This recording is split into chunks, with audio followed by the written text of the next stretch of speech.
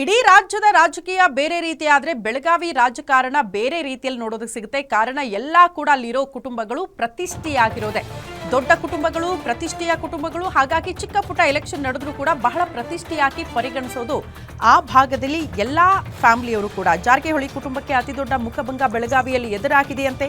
ಕೃಷ್ಣ ಸಹಕಾರಿ ಸಕ್ಕರೆ ಕಾರ್ಖಾನೆ ಸವದಿ ತೆಕ್ಕೆಗೆ ಜಾರಿರೋದ್ರಿಂದ ರಮೇಶ್ ಜಾರಕಿಹೊಳಿ ವಿರುದ್ಧ ಗೆದ್ದು ಬೀಗಿದ್ದಾರೆ ಲಕ್ಷ್ಮಣ್ ಸವದಿ. ಚುನಾವಣೆಯಲ್ಲಿ ಜಯಭೇರಿ ಬಾರಿಸಿದ್ದಾರೆ ಲಕ್ಷ್ಮಣ್ ಸವದಿ ಬೆಂಬಲಿಗರು. ಲಕ್ಷ್ಮಣ್ ಸವದಿ ಮತ್ತು ರಮೇಶ್ ಜಾರಕಿಹೊಳಿಗೆ ಜಿದ್ದಿನ ಕಣ ಕೂಡ ಆಗಿತ್ತು. ರಮೇಶ್ ಜಾರಕಿಹೊಳಿ ಬೆಂಬಲಿಗರಿಗೆ ಹೀನಾಯ ಸೋಲಾಗಿದೆ. 12 ಸ್ಥಾನಗಳನ್ನು ಗೆದ್ದು ಬೀಗಿದ್ದಾರೆ ಲಕ್ಷ್ಮಣ್ ಸವದಿ ಬೆಂಬಲಿಗರು. ಲಕ್ಷ್ಮಣ್ ಸವದಿ ಬೆಂಬಲಿಗರಿಂದ ಸಹಜವಾಗಿ ಸಂಭ್ರಮಾಚರಣೆ ಕೂಡ ಆಗಿದೆ. ದೃಶ್ಯ ನೋಡ್ತಾ ಇದ್ದೀರಿ.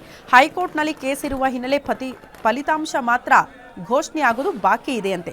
ಲಕ್ಷ್ಮಣ್ ಸವದಿ ಬೆಂಬಲಿಗರಿಂದ ರಮೇಶ್ ಜಾರಕಿಹೊಳಿಗೆ ಟಾಂಗ್ ನೀಡಲಾಗಿದ್ದು, ರಮೇಶ್ ಜಾರಕಿಹೊಳಿ ಸೇರಿ ಬೆಂಬಲಿಗರ ಫೋಟೋವನ್ನ ಬಳಸಿ ಸೋಷಿಯಲ್ ಮೀಡಿಯಾದಲ್ಲಿ ಹಲವರು ಅದನ್ನ ಟ್ರೋಲ್ ಮಾಡ್ತಿದ್ದಾರಂತೆ. ಅದು ಕೂಡ ಜನಪದ ಸಾಂಗ್ ಹಾಕಿ ಸೋಷಿಯಲ್ ಮೀಡಿಯಾದಲ್ಲಿ ಟ್ರೋಲ್ ಮಾಡ್ತಿದ್ದಾರೆ.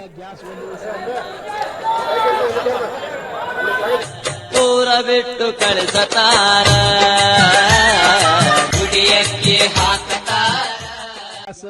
ರಿಪೇರಿ ಮಾಡ್ತೀವ್ರಿ ಬರ್ರಿ.